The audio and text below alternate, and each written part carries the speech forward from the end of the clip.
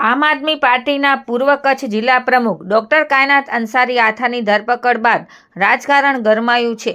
Police દ્વારા atrocity કેસમાં તેમની ધરપકડ કરીને જેલમાં મોકલાતા આપે વિરોધ વ્યક્ત કર્યો છે। કાયનાત અંસારીએ બી ડિવિઝન વિસ્તારમાં ગેરકાયદે દારૂના ધંધાને લઈને રેડ કરી હતી, જેના બાદ સામા પક્ષની ફરિયાદ પરથી તેમની સામે કેસ નોંધાયો હતો।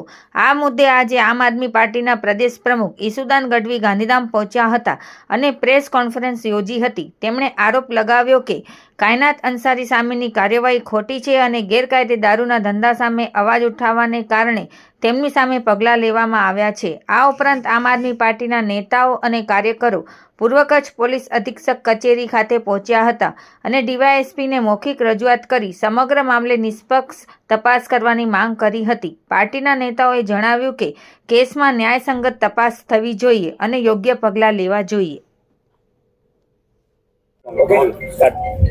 જે રીતે અમારા આગેવાન કાયનાતબેન અંસારી આથા અને એમની ટીમ જે ગેરકાયદેસર દારૂના અડ્ડાઓ ચાલી રહ્યા હતા એમાં જનતા રેડ કરી ખરેખર પોલીસે એનું સન્માન કરવું જોઈતું હતું।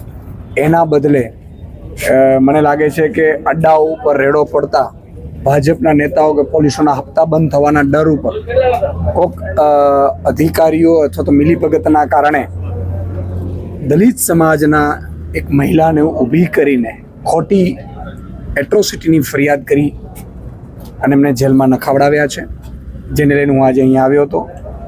તમે વિચાર કરો કે ખરેખર જનતા રેડ કરે એનું સન્માન કરવું જોઈતું હતું। દારૂના અડ્ડા બંધ કરાવવાની જવાબદારી પોલીસ અધિકારીઓની છે, એમને પગાર, ગાડીઓ, બંગલો આપણે આપીએ છીએ, પરંતુ કદાચ એની ફરજ ચૂકે છે।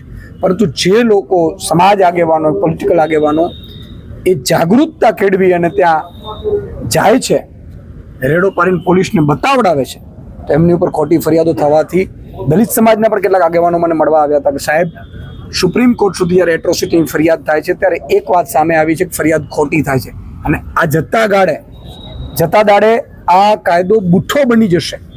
એટલે દલિત સમાજને પ્રોટેક્શન માટે ST/SC એક્ટ છે ને પ્રોટેક્શન માટે બનાવેલો કાયદો ભાજપના નેતાઓ અને કેટલાક મિલીભગત અધિકારીઓ ખોટો દુરુપયોગ કરાવડાવે છે એવું પણ અમને પ્રસ્થાપિત થયું।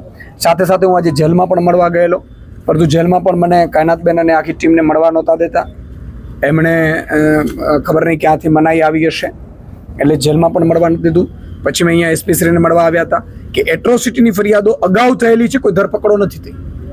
હમણાં જ એક ભાજપના આગેવાન, એમના દીકરા બ્રાહ્મણ સમાજના, એમને સુસાઇડ નોટ લખી મૃત્યુ પહેલાં કે આ 18 વ્યક્તિઓ છે જે ગુનેગાર છે, એમાંથી ભાજપના 16 છે, એની કોઈ ધરપકડ નથી કરી। એટલે કાયદો અલગ અલગ છે પોલીસ માટે। એટલે મને લાગે છે કે ભાજપના ઈશારે ચાલતો કાયદો છે ને કે આમ આદમી માટે છે। એટલે બહુ દુઃખદ છે। આજે SP શ્રીને પણ મેં રજૂઆત કરવા આવ્યા હતા, તો SP શ્રીનો હોવાથી ડીવાયએસપી શ્રીએ અમારી રજૂઆત સાંભળી છે। બીજું કે કાયનાતબેન અને આખી ટીમને વધારેમાં વધારે જેલ આવે એટલે આયુ હાજર નથી રહેતા। આયુને એવું શું કામ છે ભાઈ? એવી શું મિટિંગો આવી જાય છે? તમે કોઈ પ્રતિષ્ઠિત નાગરિકને સન્માન કરવાને બદલે જેલમાં નખાવે છે અને વધુ જેલમાં રહેવા ષડયંત્રો કરો છો। એટલે આ બધા મામલાઓ પર આજે મેં રજૂઆત કરી છે અને સોમવારે અમે એવું કહ્યું છે કે સોમવારે આયુ હાજર રહે, નહીં તો પછી આયુ સામે પણ અમે કોર્ટમાં જશું અથવા લીગલનો ઓપિનિયન લેશું, એવી અમે વાતચીત કરી છે।